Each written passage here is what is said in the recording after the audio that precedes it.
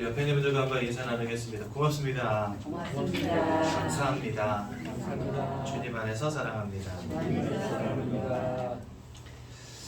오늘은 제10과 말씀을 같이 나누도록 하겠습니다. 마태복음 24장 14절이고요.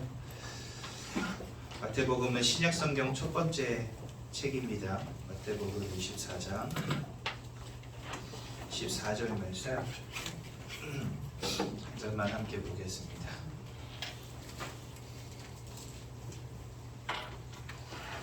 어떤 분이 저한테 그런 질문 하시더라고요. 이거 성경 찾기도 어려운데 성경 구절을 써주시면 좋지 않겠습니까? 교재에다가. 제가 그분에게 그렇게 말씀드렸습니다. 요럴 때 한번 펴봐야지 언제 펴보겠습니까? 성경책. 특히 우리 새가족분들 요럴 때 한번 펴보셔야지 언제 펴보겠습니까? 그렇죠? 그래서 일부러 안 적어놨습니다. 다 찾아보시라고. 천천히 찾으셔야 됩니다. 시간 걸려도 되니까 한번 찾아보세요. 마태복음 24장 14절 한 절 말씀만 함께 보겠습니다. 마태복음 24장 14절 말씀 한 절 말씀만 함께 보겠습니다. 시작. 이 천국 복음이 모든 민족에게 증언되기 위하여 온 세상에 전파되리니 그제야 끝이 오리라. 아멘. 와, 이 지금 놀라운 말씀 아닙니까, 여러분? 이 세상의 끝에 대해서 말씀하고 계십니다. 오직 성경만. 그냥 세상 사람들은 막연하게 이 세상이 언제 끝나냐라고 하는 질문을 스스로에게 던진다면 막연하게 이런 생각해요. 뭐 해성이 날라와가지고 지구로 꽝 때려서 뭐 다 죽는 거, 뭐 이런 거 겨우 생각할 수 있는 게 그런 거거든요. 근데 성경은 말씀하십니다. 우리에게 뭐라 말씀하시냐? 이 천국 복음이 모든 민족들에게 증거된 그때야 끝이 오리라. 나라들이 아니에요. 민족들에게. 여러분, 전 세계에 아직도 복음 듣지 못한 민족이 한 5천 종족 된다고 합니다. 이 5천 종족들 속으로 다 들어가야 돼요. 이 복음이. 그래야 끝이 온다는 거죠. 그래서 하나님의 소원은 모든 사람들이 이 복음을 듣도록 하는 것입니다. 5천 종족들에게까지도 이 복음이 증거되는 것, 그것이 하나님의 소원이에요. 그래서 저희가 이렇게 교회를 세우고 그 다음에 많은 사람들을 불러 모으고 계속해서 매주마다 이거를 들려주는 이유가 바로 거기 있습니다. 그게 하나님의 소원이기 때문에 그렇습니다. 그래서 여러분들 오늘 제목이 축복과 함께하는 삶 전도라고 제가 정해놨거든요. 그래서 왜 이것이 축복인지는 좀 이따가 복음 구원의 길 말씀을 나눈 후에 함께 나누기로 하고요. 사실 제가 메시지 중에 사람은 영적 존재이기 때문에 우리 안수희 쌤도 기도해 주셨지만 사람은 영적 존재이기 때문에 하나님과 함께할 때 행복합니다. 늘 이렇게 메시지를 하거든요. 근데 사실 저는 행복이란 단어보다 사람은 하나님과 함께하지 않으면 이 생명을 누릴 수가 없다. 이 말을 사실은 더 좋아합니다. 여러분들 우리는요 살기 위해서라도 하나님을 만나야 돼요. 왜 이렇게 무시무시한 이야기를 하십니까? 이렇게 생각하실 수도 있는데 진짜 여러분 하나님을 잃어버린 것 자체가 사망입니다. 사망. 지금부터요 세 가지 사망에 대한 이야기를 드릴 건데 잘 들어보십시오. 이건 무슨 이단이 하는 그런 이야기 아닙니다. 성경의 내용을 정리해서 지금 인생에게 임하여 있는 세 가지 사망이 뭔지를 말씀드리는 거예요. 왜 우리가 생명이라는 것에 집중해야 되냐? 성경은요 모든 사람들이 이 사망 가운데 있다라고 말씀하십니다. 로마서 6장 23절에 뭐라고 되어 있냐면 죄의 싹은 사망이다 이렇게 되어 있어요. 그 로마서 3장에는요 한 사람으로 말미암아 죄가 이 땅에 들어왔고 그 죄로 말미암아 모든 사람이 사망에 이르렀느니라 이렇게 말씀하시거든요. 여기서 말씀하시는 사망 세 가지가 있습니다. 첫 번째, 하나님을 떠나버린 영적 사망입니다. 그러면 하나님을 잃어버린 게 왜 사망인지 아십니까? 하나님을 잃어버린 순간부터 우리는 사단 마귀에게 완전히 노예되어지고 사로잡힌 인생이 되었는데 이 사단 마귀를 성경은 뭐라고 표현하시냐? 살인자라고 말씀하시고 모든 것을 빼앗고 죽이고 멸망시키는 자라고 되어 있습니다. 그러니까 여러분들의 인생을 죽이는 자예요. 그 사단에게 사로잡혀 버렸어요. 그게 사망이지 여러분. 뭐가 사망입니까? 그래서 사단에게 사로잡힌 영적 사망. 그리고 두 번째 사망은 뭐냐? 육신의 사망입니다. 여러분들, 아담과 하와가 선악과를 따먹고 에덴 동산에서 쫓겨날 때 하나님이 하신 일이 한 가지 있어요. 그게 뭐냐면 생명나무 실가로 가는 길을 불칼로 지키게 하셨어요. 그러니까 그 말은 뭐죠? 옛날에는 생명나무로 가는 길이 열려 있었다는 거예요. 그러면 하나님이 동산 중앙에 있는 선악과만 따먹지 말라 하시고 동산 중앙에 있는 선악과를 제외한 나머지 것들은 마음껏 따먹으라 그러셨거든요. 그러면 그 생명나무 실과를 따먹을 수 있었다는 거예요, 없었다는 거예요? 있었다는 거예요. 그렇죠? 그 생명나무 실과를 따먹을 수 있었다는 건 뭐지요? 죽지 않고 영원히 살았다는 거예요. 만약에 아담과 하와가 선악과를 따먹지 않았다, 범죄하지 않았다, 그러면요 죽지 않고 영원히 사는 존재였을 겁니다. 그렇죠? 그런데 그 생명나무로 가는 길을 하나님이 막아버리세요. 불칼로. 더 이상 생명나무로 가지 못하게 만들어버리십니다. 그건 뭐죠? 네, 드디어 사람이 육신의 사망에 처하게 된 겁니다. 이게 두 번째 사망입니다. 그래서 히브리서 9장 27절에 뭐라 말씀하세요? 사람이 한 번 죽는 것은 정하였으니, 그러니까 하나님 정해버리신 거예요. 그날 범죄한 그날 저 생명나무 실과로 가는 길을 막아버리신 그날 마음을 정하신 거예요. 어떻게 정하셨냐? 다 한 번은 죽도록 만들어 버리신 거예요. 그래서 여러분들 이 땅을 살아가는 모든 사람들은 한 번은 무조건 죽습니다. 그런데 이제 어떤 초딩이 제가 인터넷을 보니까 어떤 분이 돌아가신 지 4일 만에 벌떡 일어나셔가지고 다시 살아나셨다던데요 막 이러더라고요. 그 할머니 아직도 살아 계시냐? 그러니까 돌아가셨을걸요? 그거 뭐 죽었잖아. 이 영적 사망, 육신의 사망. 세 번째 사망은 뭐냐? 영원한 사망입니다. 영원한 사망. 그럼 뭐 일시적인 사망이 있다는 겁니까? 그게 아니죠. 이 영원한 사망은 뭐냐? 우리가 이 땅을 떠나가는 날 하나님 아버지 앞에 심판받습니다. 심판받고 그 속에 아들이 없는 자들은 지옥 불구덩이 속으로 들어가는 겁니다. 그래서요 누가복음 16장 19절에서 31절에 보면 지옥에 던져진 부자의 이야기가 나옵니다. 그리고 천국에 들어간 나사로의 이야기가 나옵니다. 아까 우리 김태환 선생님 찬양 인도하시면서 그 이야기 하셨잖아요. 천국에서 지옥이 내려다 보인다고. 그 여기 나와요. 지옥에서 천국이 보입니다. 얼마나 황당하겠습니까? 나는 죽어서 불구덩이 속으로 던져졌는데. 영원한 사망. 거기에서 죽지 못하고 영원히 사는 겁니다. 여러분들. 그러니 우리가 하나님을 잃어버린 순간에 이 세 가지 사망이 모든 사람들에게 임하게 된 겁니다. 그 여러분들은 태어날 때부터 이 속에서 태어난 거예요, 사실. 이미 영적으로 사망한 가운데 태어나서 육신의 사망을 향해 달려가는 겁니다. 그리고 영원한 사망이라고 하는 심판에 던져질 수밖에 없는 운명, 사주팔자 속에 태어나서 살아가는 거예요. 그러니 하나님을 잃어버린 결과는 사망인 거예요. 그래서 하나님이 선악과를 따먹으면 너희가 정령 죽으리라 하셨잖아요. 성경에 보면 그렇게 되어 있거든요. 창세기 2장 17절에 선악과를 따먹는 날에는 너희가 정령 죽으리라 이렇게 말씀하셨어요. 근데 아담과 하와가 선악과를 따먹었는데 죽었어요, 안 죽었어요?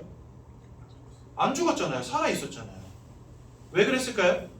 영적인 사망 가운데 이미 던져진 거예요. 하나님을 잃어버린 인생 되었으니까. 그리고 생명나무 실과로 가는 길이 막혔으니까 이제는 장차 죽을 몸이 된 거예요. 그리고 하나님을 몰랐다면 아담과 하와는 어떻게 되겠죠? 이 영원한 사망 가운데 던져지는 겁니다. 그러니까 하나님을 잃어버린 결과는 이 세 가지 사망 속에 무조건 빠지게 되는 겁니다. 그럼 여러분들 한 가지 궁금한 게 생기죠. 그럼 우리가 살아있는 동안에 예수님을 만나면 우리는 안 죽고 삽니까? 이렇게 물어보실 수 있겠죠. 우리는 그럼 육신적으로 사망하지 않습니까? 이렇게 물어볼 수 있겠죠. 아니요. 우리도 분명히 죽습니다. 죽는데 예수님이 본인을 두고 뭐라고 말씀하셨냐면 부활의 첫 열매다 말씀하셨어요. 그 여러분들 제가 질문 한번 해볼게요. 첫 열매라는 말은 두 번째 열매, 세 번째 열매, 네 번째 열매가 있다는 거예요? 없다는 거예요? 있다는 거예요. 그렇다면 죽으셨다가 부활하셔서 다시 사신 예수님이 첫 열매라고 한다면 누가 두 번째, 세 번째, 네 번째, 만 번째, 10만 번째, 100만 번째 열매가 될까요? 네, 예수를 믿는 주의 백성들이 이 부활에 동참하게 되는 겁니다. 그래서 우리는요, 죽어도 죽은 게 아니에요. 왜요? 부활할 것이기 때문에. 그럼 언제 부활하냐? 뭐 이게 신학적으로 깊이 들어가야 되는 내용이라서 다 말씀드리긴 쉽지 않지만 성경에 예수님이 다시 오리라 하셨거든요. 그거 우린 예수님의 재림이라고 합니다. 그 주님이 재림하실 때 무덤에서 잠자던 영혼들이 일어난다 이래 돼 있어요. 최후 심판 이후에 하나님을 믿고 예수를 믿은 모든 사람들은 부활의 몸을 입게 됩니다. 그때서야 비로소. 그러니까 우리가 죽은 다음에는 천국에 들어갑니다. 우리의 영혼이. 그리고 거기에 있다가 예수님이 재림하실 때 최후 심판 이후에 우리가 부활의 몸을 다 입게 돼요. 그리고 타락하여 무너져버린 이 세상, 하늘과 땅을 다 무너뜨리고 하나님이 새 하늘과 새 땅을 창조하신다 이렇게 되어 있습니다. 부활의 몸을 입고 처음에 하나님이 이 땅을 창조하시고 아담과 하와를 에덴 동산에 두셨던 것처럼 우리가 부활의 몸을 입고 하나님이 지으신 새 하늘과 새 땅 가운데 들어가게 된다. 성경 말씀하세요. 그러니까 거기 하나 질문이 있어요. 나중에 끝나고 해주세요. 네. 네, 끝나고 해주세요. 네. 그래서 육신의 사망 가운데 우리도 들어가지만 결국 우리는 뭐 하게 된다? 부활하게 됩니다. 사단의 권세에서 빠져나와서 하나님의 자녀로 되는 영적인 생명을 얻게 됩니다. 그래서 영적 사망과 상관이 없는 인생이 되는 것이고요. 그 다음에 영원한 사망이 아닌 영원한 천국.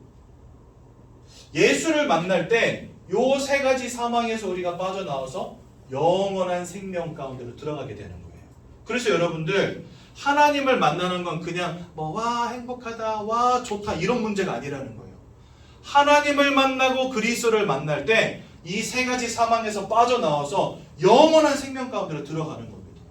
그러니 여러분들 우리는 당연히 하나님을 만나야죠. 또 그 말을 바꿔 말하면 하나님을 만나지 못하는 것이 곧 사망이라는 겁니다. 그렇죠? 그래서 여러분 이것을 잘 아셔야 되고 이것의 키가 바로 뭐냐? 이 사망에서 나와서 생명으로 들어가는 유일한 길이 누구냐? 바로 그리스도 예수시라는 겁니다. 그래서 여러분들 이 그리스도 예수를 알아야 되는데 이 사단은 한 가지 목적이 있는 거예요. 어떤 목적을 가지고 있냐? 이 그리스도 예수만 모르게 만드는 겁니다. 교회를 10년, 20년 다녀도 몰라요. 그리스도 예수를 몰라요. 예수 믿고 천국 가는 건 다 알지요. 그렇죠? 그런데 예수님이 하신 일, 이 그리스도가 무슨 의미인지 모르고 교회 다닌다니까. 여러분 한번 생각해 보세요. 오늘이 제 생일이라고 해봅시다. 생일상을 차렸어요. 그러면 그 생일상을 차린 자리에 제가 있어야 의미가 있잖아요. 제가 바빠가지고 밖에 나가는데 야 오늘 아빠 못 오시는데 아빠는 못 오지만 그래도 아빠 생일이니까 우리끼리 생일 파티 하자 해가지고 저는 없는데 제 아내랑 딸들이 모여가지고 생일 파티 했다. 그게 뭔 의미입니까? 아무 의미가 없죠. 그렇죠? 근데 지금 교회들이 예배를 이렇게 드리고 있어요. 교회의 주인이시고 성경의 주제가 되시는 예수 그리스도가 항상 교회의 중앙에 딱 계셔야 되는데 그 예수님은 없는데 다 예배 드리고 있어요. 강단에서 무슨 말하고 있냐? 서로 사랑하십시오. 선행을 베푸십시오. 불우한 이웃을 도우십시오. 그게 하나님의 뜻입니다. 이렇게 가르치고 있어요. 예수가 그리스도라는 그 언약을 쏙 빼버리고 늘 그런 것만 가르치고 있어요. 범죄하지 마십시오. 죄를 범하지 마십시오. 남을 미워하지 마십시오. 용서하지 마십시오. 용서하십시오. 사랑하십시오. 이거는요 중고등학교 도덕 시간에도 배우는 거잖아요. 그렇지 않습니까? 여러분 남을 용서하고 사랑하는 거 이거 뭐 성경에만 써 있습니까? 아니잖아요. 예수님이 이 땅에 왜 오셨는지, 왜 십자가에서 죽으셔야만 했는지, 왜 부활하셔야 했는지, 왜 여자의 몸에 잉태돼서 성령으로 잉태된 여인의 후손으로 이 땅에 오셔야만 했는지 이거 강단에서 가르쳐야 되는데요. 교회들이 안 가르친다는 거예요. 왜요? 그게 사단의 전략입니다. 그게. 그리스도 예수만 모르게 만드는 거예요. 유대인들은 하나님이 택한 족속인데 이 유대인들이 예수님을 오해하고 하나님을 오해했다는 거예요. 오늘 저희 강단에서는 마태복음 12장 17절에서 22절에서 29절까지 말씀을 읽었거든요. 거기에 보면 어떤 장면이 나오냐면 예수님이 귀신 들린 자에게서부터 귀신을 쫓아내는 장면이 나옵니다. 그랬더니 그것을 본 많은 유대인들이 이렇게 말해요. 야, 저 사람이 귀신의 왕 바알세불을 힘입어서 지금 귀신을 쫓아낸다 이렇게 말합니다. 그때 예수님이 이렇게 말씀하세요. 내가 귀신의 왕을 힘입어서 귀신을 쫓아낸다면 그거는 한 집안이 서로 싸우는 거랑 똑같은 말이다. 그렇게 말씀하시거든요. 그래서 나는 바알세불을 힘입어서 귀신을 쫓아내는 게 아니라 성령을 힘입어서 귀신을 쫓아낸 것이다 이렇게 말씀하시거든요. 그러니까 유대인들조차도 예수님이 누군지 모르는 거예요. 하나님이 누구신지를 모르는 거예요. 하나님이 택한 민족인데 교회가 복음을 가르치지 않으면 그렇게 되는 겁니다. 그래서 여러분들 저희는 이 10과 내용 1과부터 19까지 내용이 다 다르잖아요. 근데 여러분들 매주마다 다른 내용을 가지고 우리가 10주 동안 말씀을 듣지만 그 10주 동안 늘 듣는 얘기가 있죠. 그게 뭐죠? 구원의 길을 듣잖아요. 왜 그러냐? 그게 중심돼야 돼요. 우리가 남을 사랑할 때도 무엇으로 사랑해야 되냐? 인간적인 사랑을 말하는 게 아닙니다. 최고의 사랑은 이 사망에서 빠져나오도록 도와주는 게 최고 사랑이에요. 그렇지 않습니까? 밥 퍼주고 돈 퍼주고 옷 퍼주고 했는데 결국은 그리스도 예수를 알리지 않아서 그 인생이 이 사망 가운데 여전히 살고 있다면 여러분들 그거 어찌 사랑이라 말할 수 있습니까?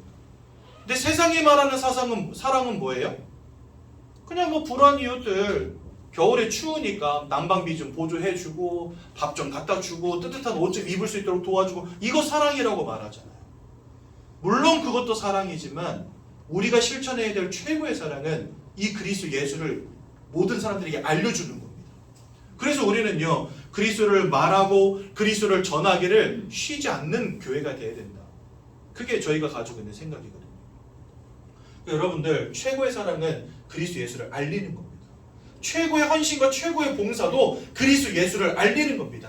국수 삶아주는 게 아니에요. 붙잡아 앉혀주고 그 인생의 운명과 사주팔자를 바꿔줘야 돼요. 뭘로요? 그리스도 예수로 바꿔주는 겁니다. 마음의 문제, 생각의 문제, 삶의 문제, 육신의 문제로 고통당하고 무너지고 방황하는 수많은 영혼들 다 살려줘야 됩니다. 무엇으로요? 복음으로. 그게 사랑이고 그게 헌신이고 그게 봉사예요. 그리고 나에게 혹시라도 손해를 입히고 나에게 잘못을 한 그 사람이라도 이 복음으로 살려줘야 돼요. 우리 가정 이야기 하나만 하고 구원의 길을 하겠습니다. 저희 큰아버님이요 진짜 저희 형제들이 저건 형도 아니야 이래가지고 척을 지고 살았거든요. 왜냐니까 그러니까 모든 대소사를 이런 식으로 하세요. 어떤 식이냐면 어머님 칠순잔치를 이제 저희는 경기도 안성 살았고 저희 큰아버지는 성남 사셨거든요. 근데 이분이 공직에 일하셨어요. 그러니까 그런 거 칠순이며 이런 그 경조사가 있을 때 사람들 많이 오겠죠. 근데 형제들하고 한 장소에서 같이 이거를 진행하면 어떻게 돼요? 들어오는 축의금들을 뿜빠이 해야 되잖아요. 그렇죠? 왜냐면 서로 잔치를 같이 준비했으니까 들어오는 축의금도 같이 나눠야 될 거 아닙니까? 근데 이분은 그게 싫은 거야. 그래서 어떻게 했냐? 성남에다가 잔치상을 차렸어요. 그래가지고 어머님 말씀이 뭐하러 시골까지 내려오냐? 그래서 오지 말고 그냥 여기서 하고 축의금은 전달 받겠다 하셨다. 그래가지고 거기다가 상을 차려놓고 본인은 어머니 생일날 안 내려오고 거기다 생일상을 차려놓고 거기에서 잔치를 벌인 거예요. 어머니한테 엄마 나 너무 바빠서 못 내려가 죄송해 주말에 찾아갈게 이렇게 하고선 어머니 생신날은 안 내려오고 성남에다 잔치상을 차려놓고 자기 주변에 있는 사람들 다 글로 불러 모은 거예요. 그리고 축의금을 받아가지고 어떻게 했을까요? 하신 거죠. 근데 그거를 우연한 기회에 저희 아버지가 알게 됐어요. 다른 형제들도 알게 되고 충격을 받은 거죠. 저희 할아버지가 돌아가시기 전에 한 5년 6년 누워 계셨거든요. 알코올 일평생 술을 드셔가지고 몸을 못 가누시니까 한 번을 얼굴을 안 비치다가 오늘 내일 할 때쯤 되니까 큰어머니가 한 번 오시더라고요. 왜 나타나셨을까요? 조의금을 나눠야 되니까 이제. 그래서 큰어머니 왔다가 가시고 이틀인가 3일 있다 돌아가셨어요. 그래서 장례식장에 이제 나타난 겁니다. 6년 동안 누워 계실 때 한 번도 얼굴 안 비치다가 장례식장에 나타난 거예요. 그러고서 장례 다 끝나고 나서 야 내 목도 줘 했다가 이제 거기서 난리 나는 거죠. 막 쌍욕이 가고 꺼지나 하고 막 이렇게 된 거예요. 그래가지고 그게 거의 20년 전 이야기거든요. 그때부터 이제 척을 지고 산 거예요. 저희 형제들이, 저희 아버님 형제들이. 근데 저희 아버님이 어느 날 저한테 그러시더라고요.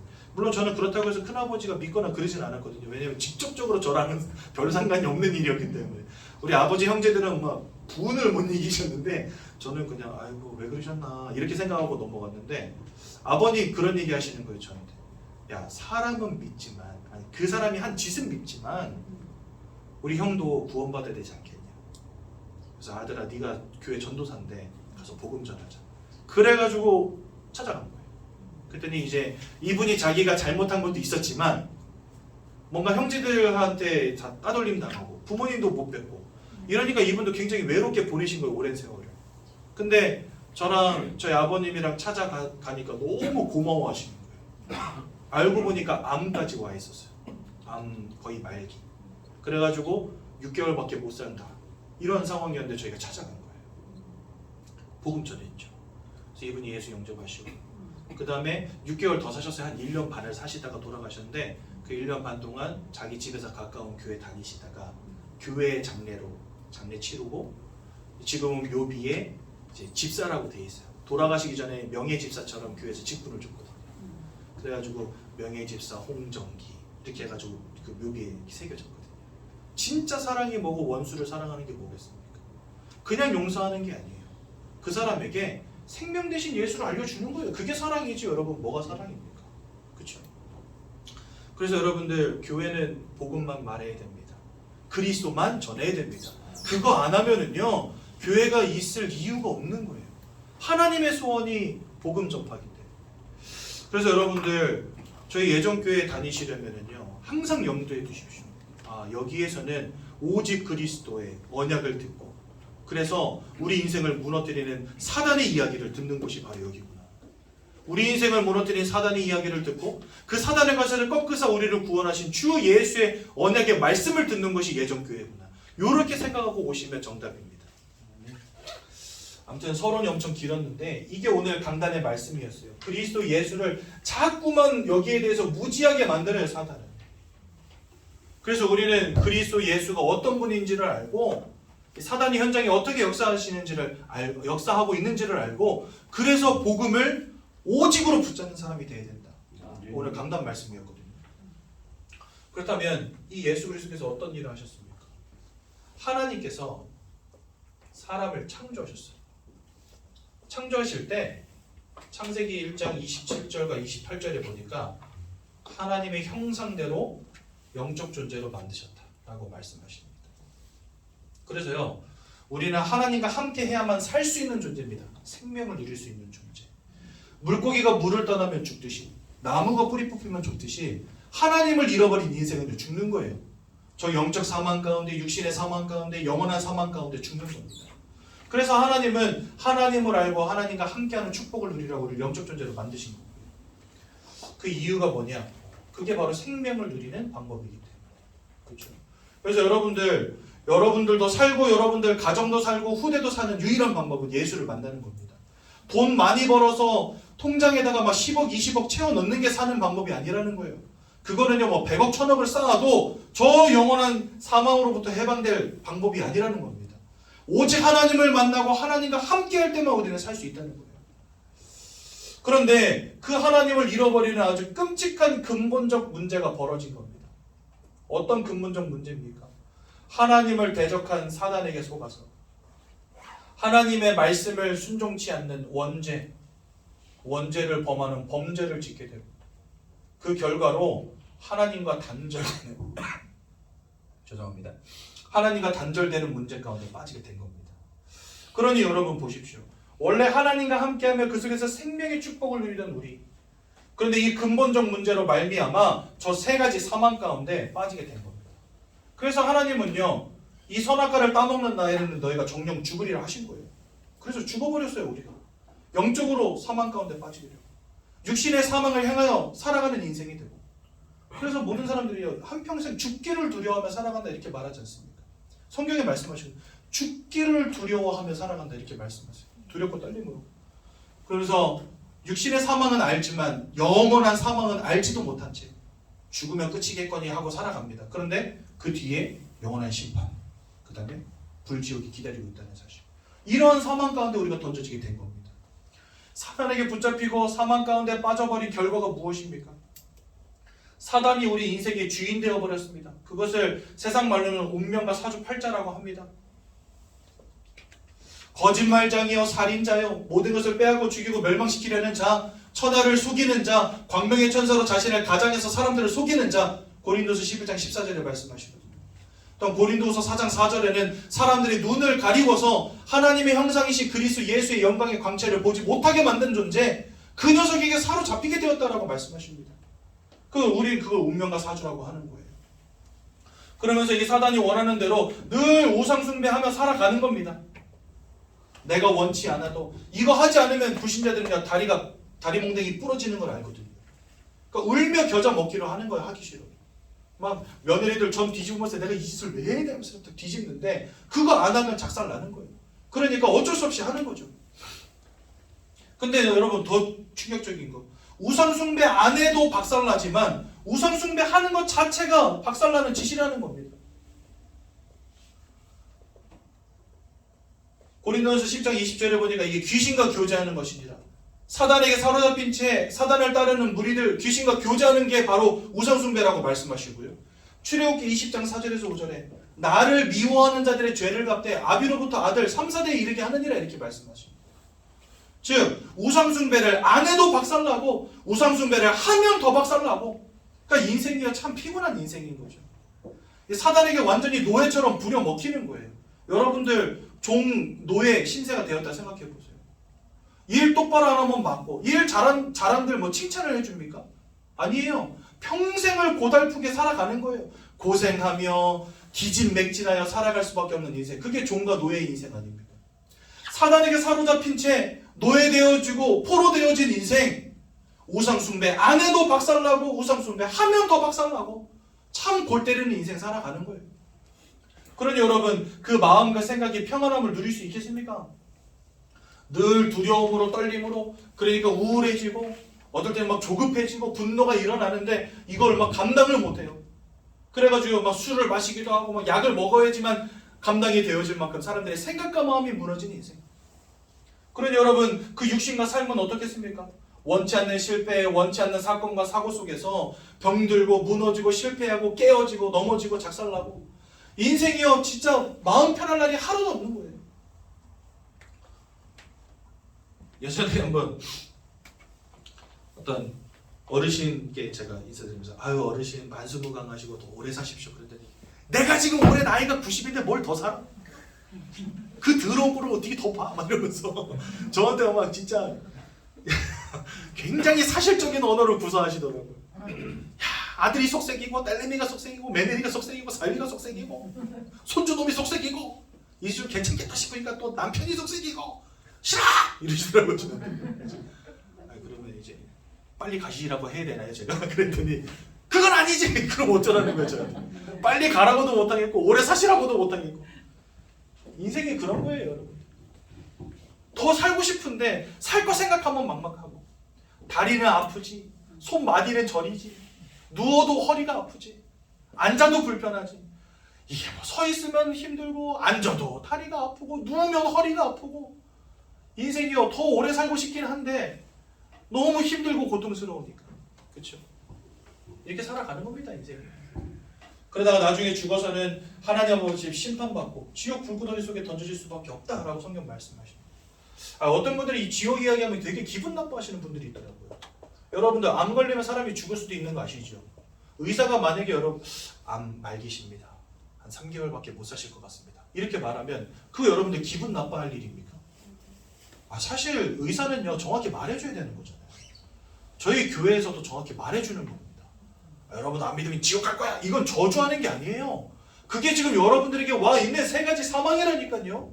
내가 협박하는 것도 아니고 그냥 여러분들 막 공갈 쳐가지고 헌금 뜯어내려고 하는 것도 아닙니다. 이 속에 계시다니까요. 지금 예수 알지 못하면 일로 가는 겁니다. 안타깝지만. 그래서 우리는요 빨리 우리 인생의 운명을 바꿔야 되는 거예요. 뭘로요? 그리스도 예수의 언약으로. 그렇지 않습니까? 아멘. 여러분들의 후대도 여기서 자유로울 수 없다는 사실 얼마나 끔찍합니까 여러분. 눈에 넣어도 아프지 않을 자식이라고 하는데 여러분들 막 10달 동안이나 품고 있다가 얼마나 고생해서 나셨습니까? 근데 그 자녀들이 지금 이 속에 살고 있다. 얼마나 끔찍하고 힘든 일입니까? 그래서 빨리 알려줘야 되는 겁니다. 이 복음을. 근데 이와 같은 인생의 문제는 우리가 뭐 선행을 쌓는다고 해서, 우리가 봉사를 한다고 해서, 우리가 공부를 많이 한다고 해서, 우리가 돈을 많이 번다고 해서 해결되어지는 문제가 아니잖아요. 그래서 하나님께서 우리에게 길을 열어주신 겁니다. 우리가 범죄한 그 순간에 하나님은요, 창세기 3장 15절에 뭐라고 말씀하셨냐? 여인의 후손을 보내주겠다 이렇게 말씀하십니다. 아니, 잘못은 우리가 했으니까 너 이제부터 목욕제기 하고, 그 다음에 뭐 단을 쌓고, 그 다음에 하나님 앞에 회개 기도하고, 오늘부터 중날까지 헌신하고, 봉사하고, 선행을 쌓고, 사랑하고, 그렇게 해가지고 열심히 한번 착하게 살아봐. 그럼 내가 구원 줄게. 이렇게 말씀하셔야 될 텐데 하나님 그런 말 한마디도 안 하셨어요. 오히려 뭐라고 말씀하셨냐? 내가 너희를 구원하기 위해 여인의 후손을 보낼 거야 이렇게 말씀하십니다. 왜 그랬을까요? 이걸로 안 되는 문제이기 때문에 그렇습니다. 내가 열심히 산다고 착하게 산다고 해결된 문제가 아니라는 거예요. 하나님을 잃어버린 문제는 내가 열심히 산다고 해결되는 문제가 아니라는 거예요. 운명과 사주팔자에 사로잡힌 문제는 내가 돈 좀 번다고 해결되는 문제가 아니라는 거예요. 내가 착하게 산다고 해결된 문제가 아니라는 거예요. 내가 봉사한다고 해결된 문제가 아니라는 거예요. 하나님이신 예수님이 오셔서 십자가에 죽지 않으시면 해결 안 되는 문제이기 때문에 하나님은 아담과 하와에게 착하게 살아라, 사랑해라, 회개해라, 봉사해라 이런 말씀 하시지 않으시고 내가 너희를 위해 예수를 보낼 거야. 여인의 후손을 보내줄 거야. 처음부터 구원의 길을 말씀하신 겁니다. 그래서 이 여인의 후손이신 예수가 이 땅에 오셔서 세 가지 일을 하셨어요. 요한일서 3장 8절에 보니까 죄를 짓는 자마다 마귀에게 속하여 있나니, 즉 우리는 사단 마귀에게 사로잡힌 인생이 된 겁니다. 하지만 하나님의 아들이 나타나신 이유는 이 마귀가 하는 모든 일을 멸하기 위함이니라. 그래서 우리의 인생을 운명과 사주팔자로 사로잡고 근본 문제로 사로잡고 이 세 가지 사망으로 사로잡은 저 사단의 권세를 꺾을 천대 왕으로 오신 이가 누구냐? 바로 예수님. 로마서 8장 1절에서 2절에 보니까 예수 안에 있는 자는 결코 정죄함이 없나니 그리스도 예수 안에 있는 생명의 성령의 법이 죄와 사망의 법에서 너희를 해방하였느니라. 그래서 예수님은 우리의 죄와 저주를 끝내신 참 제사장이 되십니다. 요한복음 14장 6절에 보니까 내가 곧 길이요 진리요 생명이니 나로 말미암지 않고는 아버지께로 올 자가 없느니라 분명히 말씀하십니다. 그래서 예수님은요 우리로 하여금 하나님과 단절되고 하나님을 떠난 문제 속에 그래서 방황할 수밖에 없는 인생을 살아가는 우리에게 하나님을 만나는 유일한 길이 되어주신 것입니다. 그래서 예수님은요 우리를 위한 참 선지자, 이렇게 이 땅에 오셔서 십자가에 못 박혀 돌아가시고 모든 보혈을 흘리시고 우리를 위해서 생명을 내어주시고 돌아가신 지 사흘 만에 부활하신 그 예수님을 우리는 그리스도라고 부르는 것입니다. 이게 여러분들 성경이 말씀하시는 복음이라고 하는 거예요. 이거 들려줘야 살아요. 사람은요. 이거 들어야 삽니다. 이거 들어야 생명의 축복 가운데로 들어가는 겁니다. 그래서 요한일서 5장 11절 13절에 아들이 있는 자에게는 생명이 있고 아들을 예수의 이름을 믿고 마음에 영접할 때 하나님이 주시는 생명이 우리 안에 들어오는 겁니다. 이 세 가지 사망 속에 있었던 우리 인생에 하나님 주시는 참된 생명이 예수를 영접할 때 우리 안에 들어오는 거예요. 아들이 없는 자는 생명이 없느니라. 내가 이것을 너에게 써서 이름은 너희에게 그리스도 예수를 통한 영생과 구원이 있음을 알게 하려 함이니라. 그래서 여러분들 이 그리스도 예수를 믿고 마음에 영접할 때 우리가 구원받는 것이며 천국의 백성 되는 것이며 운명과 사주팔자로부터 해방되어지는 것입니다. 하나님을 믿는 하나님의 자녀되어 인생에 굴곡이 있을 수 있어요. 하지만 그것은 우리가 인생을 살아가는 과정일 뿐 우리는요 이제는 영원한 천국, 영원한 생명을 향해 나아가는 인생으로 바뀐 겁니다. 옛날에는 영적인 사망 가운데서 육신의 사망으로 그 다음에 영원한 불지옥으로 향하여 달려갈 수밖에 없는 우리 인생이 이제는 하나님 주신 구원과 영생과 천국으로 달려가는 인생으로 바뀌어지게 된 거예요.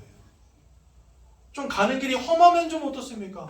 내가 들어갈 곳이 저 가나안인데, 젖과 꿀이 흐르는 땅 가나안인데, 이스라엘 백성들이요 애굽에서 나와가지고 저 가나안 땅으로 가는 길이 광야 길이었어요. 햇볕이 뜨겁고 물이 없는 땅, 척박한 땅, 농사도 지을 수 없고 낮에는 너무 뜨겁고 새벽 되면 영하로 떨어지는 그 땅, 거기를요 40년을 살았다니까요 이스라엘 백성들이.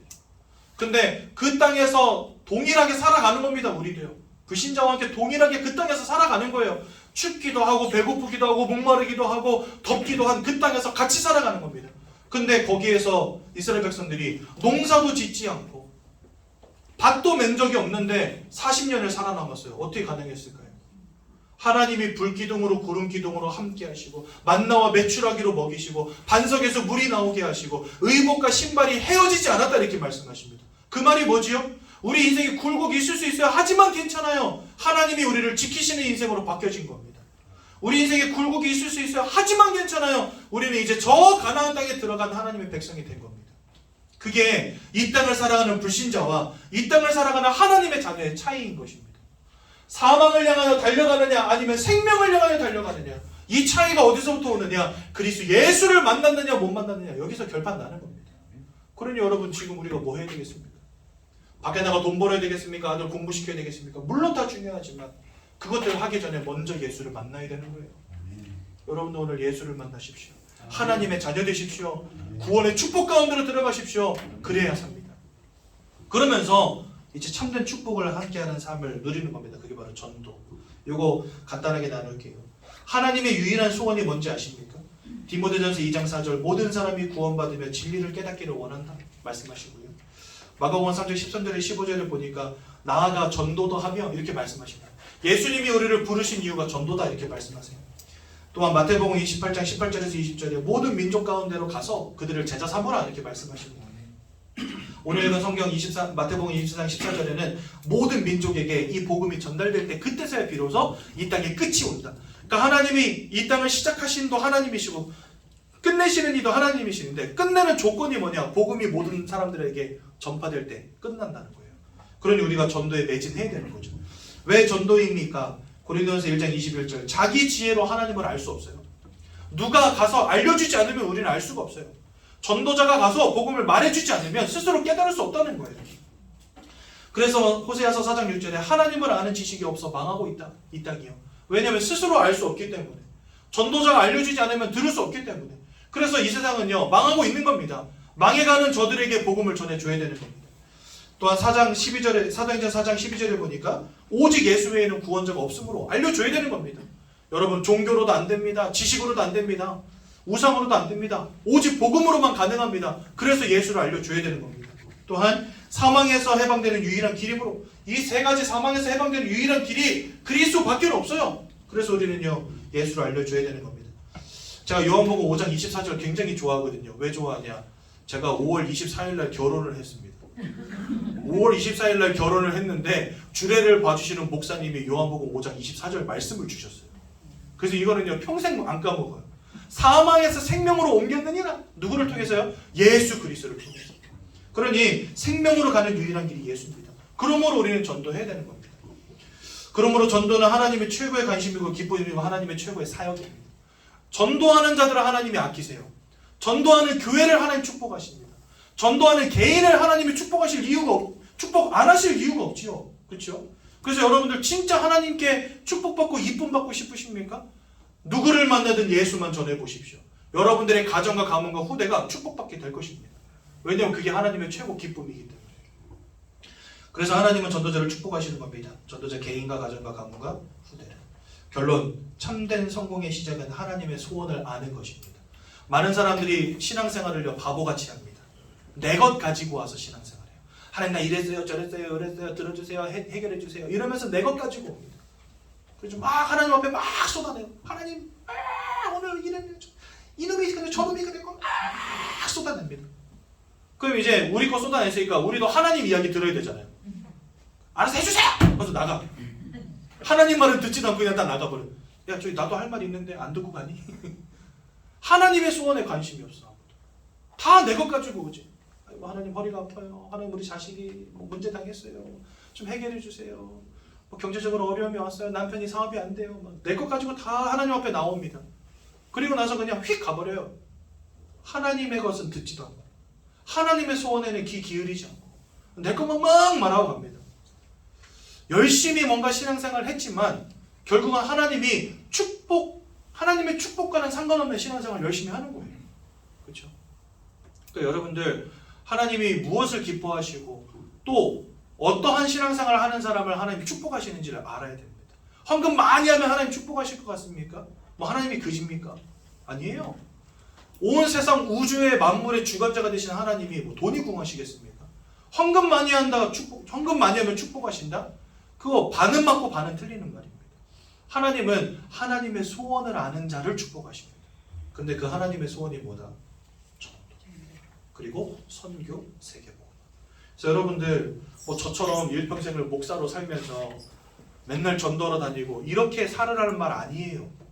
여러분들 가정에서 자녀에게 들려주시고 뭐 이렇게 커피숍에서 친구 만날 때 친구에게 넌지시 들려주시고 시장에서 장 보면서 물건 파는 아줌마들한테 넌지시 전해주시고 그러면 돼요. 그게 전도지 뭐 다른 게 전도 아닙니다. 뭐 전도하면 뭐 거창하게 생각하시거든요. 사람들이 막 나를 정해서 막 며칠 전부터 와가지고 뭐 기도하고 막 우르르 몰려 나가서 뭐 붙잡아 앉혀놓고 막 영접시키고 이렇게 생각하는데 그거 아닙니다. 그냥 여러분들의 삶의 현장에서 만나는 사람들을 두고 기도하고 그 사람들에게 간단하게 이렇게 슬쩍 복음 한 번씩 비춰주고 관심 있는 사람들은 좀 깊이 대화해보고 이게 전도예요. 하나님이 그것을 기뻐하신다. 그래서 하나님의 소원을 알고 축복받는 인생 되시기를 예수님의 이름으로 축원드립니다. 이 시간 예수를 마음에 영접하여 하나님의 자녀되는 응답을 우리 함께 누리면 좋겠습니다. 두 손을 모으시고 두 눈을 감으시고 제가 기도할 때 저희 코로나 아닙니다. 여러분들 걱정하지 마십시오. 두 손을 모으시고 두 눈을 감으시고 제가 기도할 때 저희 기도를 따라서 함께 기도하심으로 예수님 마음속에 영접하겠습니다. 사랑의 하나님, 저는 죄인입니다. 하나님을 떠나서 운명과 사주팔자 가운데 내가 왜 고통당하는지 왜 원치 않는 문제 당하는지 알지 못한 채 살아왔습니다. 이 모든 문제가 하나님을 잃어버린 결과임을 사단에게 사로잡힌 결과임을 죄와 저주의 결과임을 깨닫게 되었습니다. 이런 저를 구원하시기 위하여 이 땅에 그리스도로 오신 예수님을 제 마음속에 영접합니다. 제 마음속에 들어오셔서 저를 구원해 주시고 하나님 자녀 삼아 주옵소서. 저를 구원하신 것 감사드리며 예수님의 이름으로 기도드렸습니다. 아멘. 제가 한번 기도하고 말씀 마치겠습니다. 사랑의 하나님, 오늘도 복음을 듣고 예수를 마음에 영접하게 하시느니 감사드립니다. 내가 하나님의 자녀인 것과 천국을 소유한 하나님의 백성이 되었다는 사실과 영생과 구원의 축복이 이미 나에게 임하였다는 이 확신 가지고 이 땅 가운데서 생명을 누리며 참 행복과 만족과 감사와 기쁨을 누리는 주의 자녀로 살아가도록 인도하여 주옵소서. 예수님 이름으로 기도드렸습니다. 아멘.